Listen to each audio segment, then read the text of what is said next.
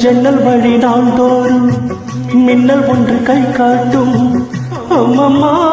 என்னை தான் ஆசைகளில் நீராட்டும் எனக்கும் உனக்கும் இருக்கும் நெருக்கம் இளமை தொடர்ந்து முதுமை வரைக்கும் இரவும் பகலும் உறவை வளர்க்கும் இடையில் இருக்கும் தடையை தடுக்கும்